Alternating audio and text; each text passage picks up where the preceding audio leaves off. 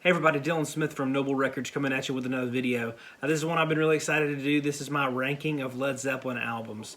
During the course of this video, you're going to be seeing me go through each record, giving you a little bit of mini review of each album, their strengths, their weaknesses, all that stuff, and kind of going from their worst to their first best album. So as I was preparing for this video, before I listened to them all over again, I went down and I just did a ranking off the top of my head of what I thought. Sat down, had a good old-fashioned Zeppathon, listened to each album front to back, and my list completely changed. It's been a couple years since I really sat down and listened to all of them. So if you have any critiques on this video, I'm sure I'm not going to make everyone happy, and there's going to be a lot of angry people. But I would encourage you just to sit down and listen to them. It's been a long time. Like I'm a huge Zeppelin fan, and it's been years since I've sat down and really listened to them all. So this is my ranking, worst to first. First off the bat, Coda is not a Led Zeppelin album, so this is not even in the running. But if I don't show it, somebody's going to get upset. This is Coda. If you don't know, when I was a kid, I was confused why this album seems so different and out of place for me. Come to find out, it's actually just a compilation of unreleased stuff throughout the years that decided to throw on an album 2 years after John Bonham died, I guess just to make some extra money.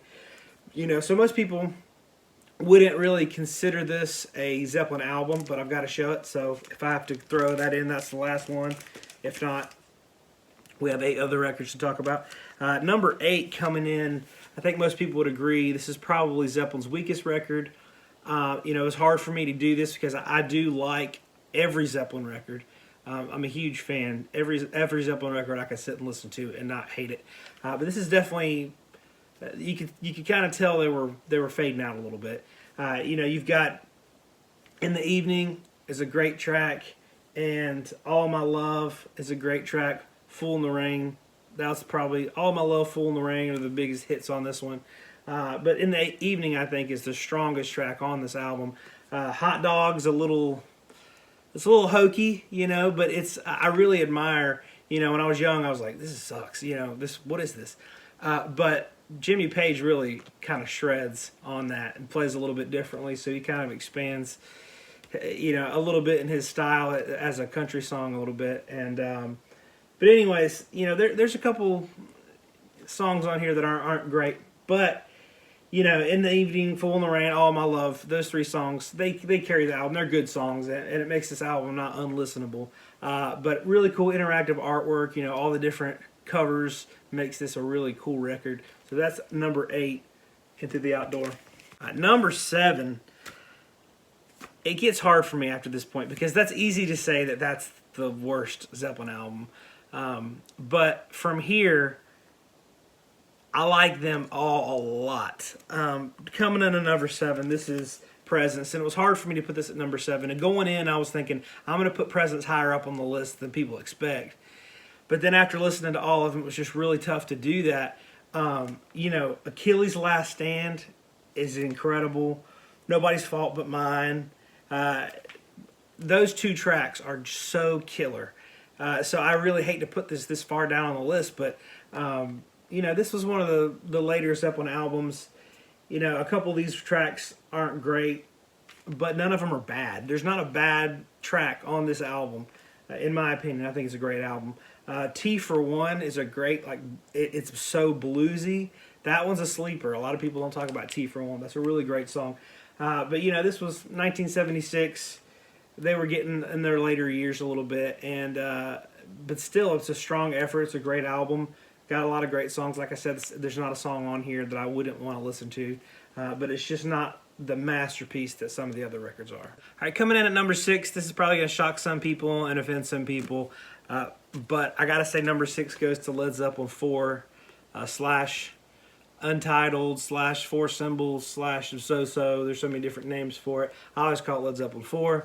1971, phenomenal record. At this point, there's not a bad Zeppelin record. There's not really many bad Zeppelin songs. This one's dynamite. The reason why this one's so far down on my list is because I'm trying to take this objectively, not necessarily what I liked as a kid, but what's objectively a really great album by the band.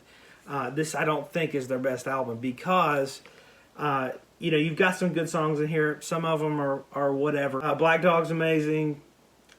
Rock and roll, super marketable. You know, very poppy. Stairway to Heaven. You know, one of the reasons why this knocks us down a little bit is, you know, we're going to have to go here. We're talking about Zeppelin. You know, their allegations of stealing songs, ripping off tunes, all that stuff, they're notorious for that and not giving a whole lot of credit where credit's due. You know, I think that a lot of it is also a case of, you know, I'm a songwriter. Sometimes I'll write a song and think, man, that kind of sounds familiar, and realize, oh my gosh, that sounds a lot like another song. You know, that happens regularly for songwriters and stuff. The problem comes when you don't acknowledge it or you don't give credit to it. And if you don't know, there's a lawsuit. Spirit, they're the band Spirit. They have a song called Taurus. It's Stairway to Heaven. I hate to say it, that intro line, the intro Stairway to Heaven guitar run that everyone learns when they're 13 years old and just got an acoustic guitar, that line is Taurus, and it's dead on. But here's the thing. Here's my thing with that. If there was no Stairway to Heaven, most people would not recall that song. You know, Taurus wasn't a big hit. No one ever really listened to it very much. The only thing it has in common is that intro. You know, the song's like 2.5 minutes long. Stairway to Heaven is a masterpiece. The lyrics are great. The music's great. Past that, even still, the music's great. So I don't think it's fair to throw that whole track in the garbage because the intro was a little bit ripped off from Taurus. It's not exactly, but it's pretty close. It's close enough to where, yeah, that's where that came from. You know, but Going to California for me is huge on this one. That's probably my favorite track on this record. And then When the Levee Breaks, it's just, the drums on When the Levee Breaks is phenomenal. So I'm putting that in on number 6. Don't hate me. I know it's probably the most popular album. I put a thing out on Instagram asking, you know, what's your favorite Zeppelin album? A lot of people said 4. You know, it is what it is. All right, coming in at number 5. A lot of you guys are going to be mad about this being so low on the list, but number 5 is Led Zeppelin 1. As far as Zeppelin albums come that I'm going to throw on the table and listen to, this is up there with the most likely and most frequently visited. This is one of my absolute favorite albums of all time. The reason why I put it at number 5 is because this is essentially an album of cover songs. When I was a kid, I had no idea that I thought every bit of this was 100% Zeppelin. It's not. And I hate it. I hate to admit it, but you know, you got Good Times, Bad Times. That's mostly a Zeppelin tune. Babe, I'm Gonna Leave You is not a Zeppelin tune. It's like a traditional folk ballad. You Shook Me is a Willie Dixon song. Dazed and Confused is credited on the record as being written by Jimmy Page. It was not. It was written by Jake Holmes. Look up Dazed and Confused by Jake Holmes, and that's even the title of the song. It's not exactly the same. There's a lot of different words to it, but it's the same melody. It's the same chords, and there's a lot of the same words. And it's, you know, it was a lot earlier. So Jake Holmes wrote that song. Your Time's Gonna Come. That's, you know, Zeppelin. Black Mountainside. This one really kind of pisses me off because I grew up adoring Zeppelin and adoring Jimmy Page for playing this so phenomenally. But Black Mountainside, Jimmy Page did not write that at all. It was 100% Burt Jansch. Burt Jansch was one of the most incredible guitar players of all time. I didn't know about him until I was much older, but he wrote a song. This is Black Mountainside. He wrote a song called Black Waterside, and it's the exact same music. If you don't believe me, look it up. And then, you know, Communication Breakdown, obviously, Zeppelin. I Can't Quit You, Babe. That's Willie Dixon. And How Many More Times. It's got some borrowed stuff. But anyways, all that to say, Zeppelin, what I will say in their defense, I'm not trying to bash this album because it's phenomenal.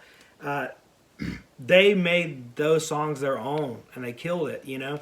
Dazed and Confused wasn't nearly as polished as you know, Jake Holmes' version wasn't nearly as polished as Zeppelin's version.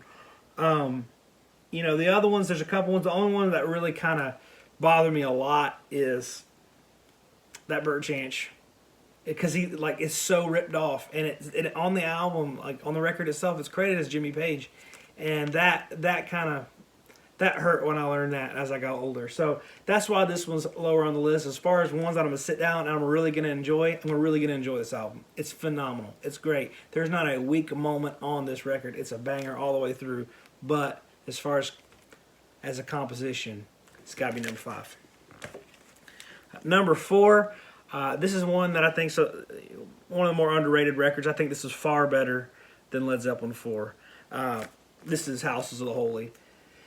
This is when Zeppelin, their first couple records, they were borrowing from some places. They were getting their groove. They were jiving with each other, learning how to write together. And then, as time went on, they really started becoming their own band and really writing some incredible music. I believe this is the record that they really started shining on as just individuals. Song Remains the Same. This is an album that I would not skip a moment of this record. Every single bit of it is good. Song Remains the Same is phenomenal. My 2 favorite Zeppelin songs are on this album. The Rain Song and The Ocean. The Ocean's just a killer, man, banger. And then The Rain Song is a beautiful, beautiful song. It's so well written. It's incredible. Over the Hills and Far Away, that's the hit, The Crunch is killer. No Quarter, though, is another one of my favorites, but that's a completely just amazing song. 1973, when I talk about, my favorite years of Zeppelin, their live recordings, 73 is my favorite year. It was such a hybrid of the old Zeppelin and the new Zeppelin coming in. It's just, this is a great record. It's right in the middle of their repertoire, and very, very well done. This is highly underrated. Number 4, House of the Holy. If you know me at all, this next choice is going to shock you. And it shocks me. I thought it would be higher. But I'm trying to be objective here and not talk about my favorites, but which ones I think are legitimately better than the others. And so that puts me at number 3. Number 3, Led Zeppelin III.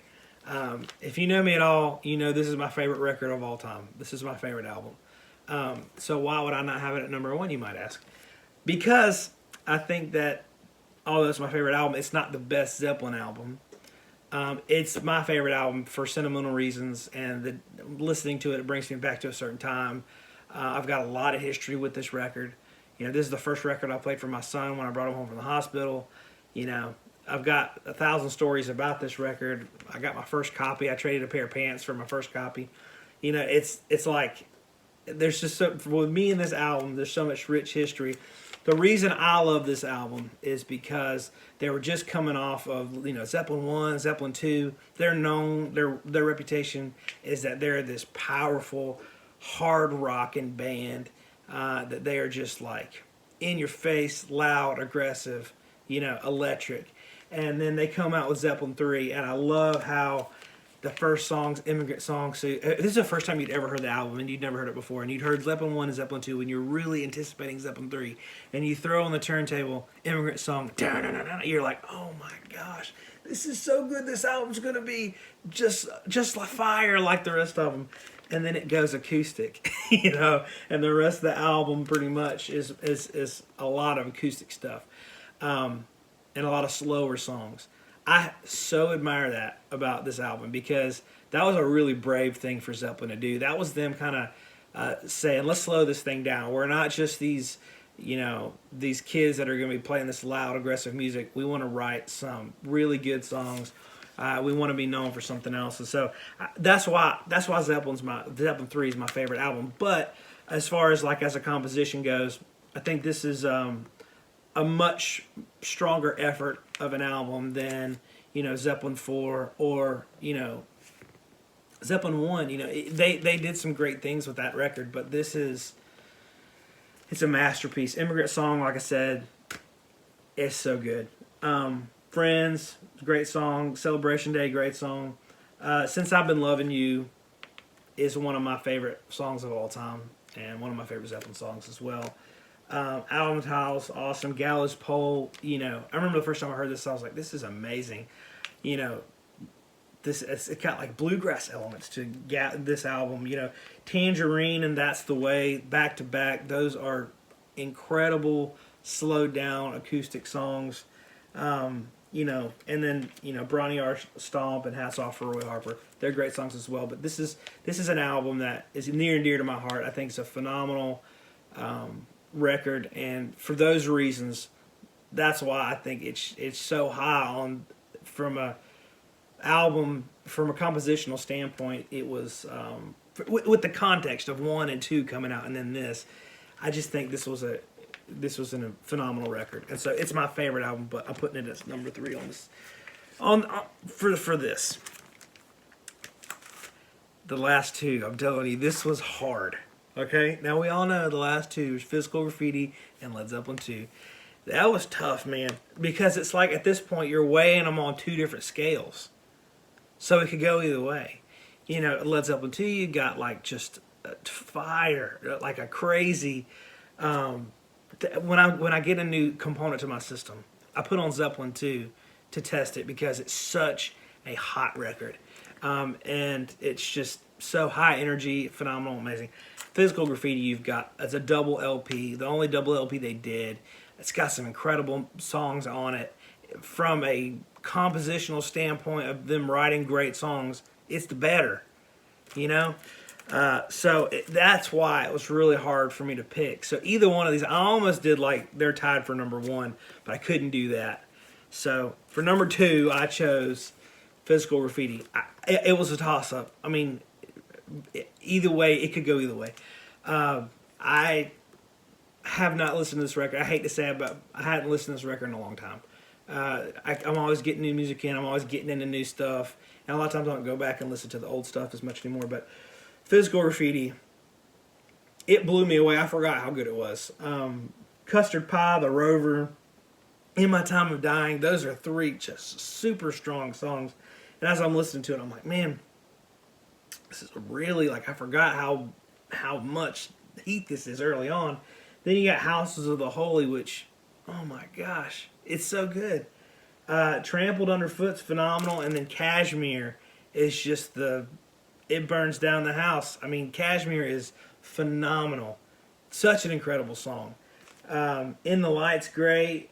Bronny R's great. Down by the Seaside, that's one that I think people sleep on. That's actually a really great track. 10 Years Gone is unbelievable. That's a great track. Night Flight's the only one on here that's not super good. Night Flight and Boogie with Stu aren't great songs, I don't think. But Wonton Songs, Killer, Black Country Woman, so good. Sick Again, so good. So, I mean, you've got all those songs on here. I will say this, from, like I said, as if you're talking about from a standpoint of what's a better composition, this album is the best thing Zeppelin ever did from a composition standpoint. They are so original, and at this point in their career, they were more of a finely tuned machine. Jimmy Page's guitar tone is unbelievable on these records, on this record especially. You know, early on, he was just playing some crazy fuzz guitar as fast as he could.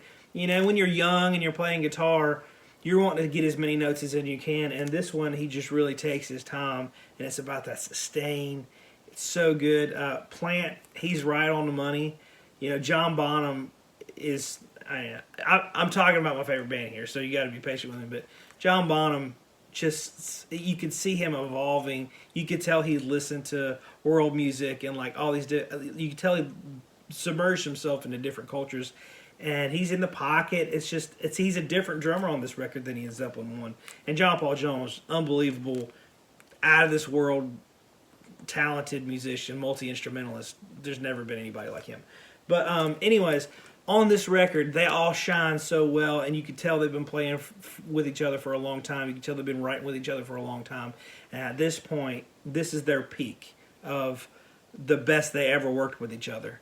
It only goes downhill from here. But man, such a phenomenal record. If you haven't listened to this, you know, back to front, front to back, do it, because it's yeah, this one, it made me smile, and it was really hard for me not to put this at number 1. So you guys all know We're going to number 1. Y'all know what it is. Zeppelin II. It was hard to choose this as number 1, and at the same time it wasn't. Going in, I didn't know what I was going to choose as number 1. Zeppelin III is my favorite, so that's what I was going to choose. But Zeppelin II, you know, the reason I have this at number 1 is you put this song on, there's a lot more original stuff on here than there was in Zeppelin I.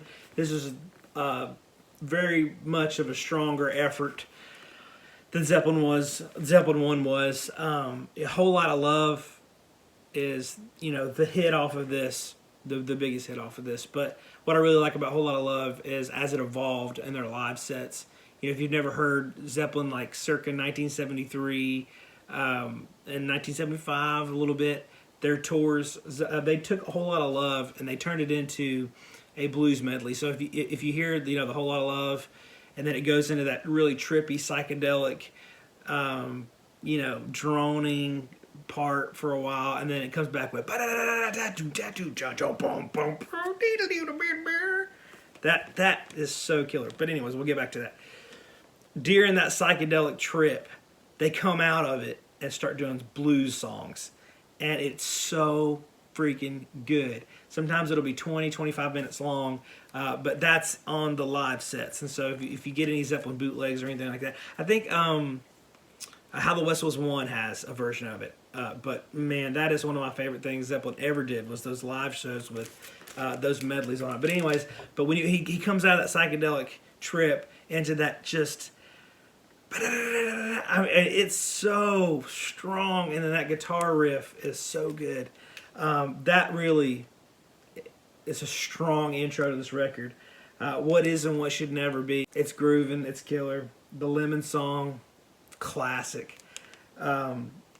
Thank You's great. Heartbreaker, you guys all know Heartbreaker. That is a killer riff. That's one of the first songs that I've heard on Zeppelin albums that really kind of set Jimmy Page up for a new standard. Like you know, he was playing all these old blues style riffs, all that stuff, but he started coming up with these like really killer grooving riffs. And like I think Heartbreaker is the first one he really did that was like, and you're like, oh man, that's a killer riff that he started coming up with. And then you can see a lot of that on Physical Graffiti. You can see a lot of that on Presence. You can see a lot of that on House of the Holy. Those just killer grooving guitar riffs that he was coming up with. But that was, I think, the first incarnation of that. Live and Love and Made, it's so good and it ties so well with Heartbreaker. You can almost not play one without the other. Moby Dick, it's a killer riff. That's another really killer riff that Jimmy Page wrote. I could do without the crazy drum solo. I know that's sacrilege, but I'm not huge on sitting through a drum solo. I love them, but not really. Bring It On Home, it brings it on home. Killer song. So thank you guys so much for sitting through this rambling response to my favorite Zeppelin records. I have a bunch of other Zeppelin videos, like my Zeppelin studio albums collection and my Zeppelin bootleg collection. If you like this video, hit the subscribe button right here in the middle. And thank you guys so much for watching. Follow us on Instagram. Check out these other videos you guys might also like, and we'll see you next time.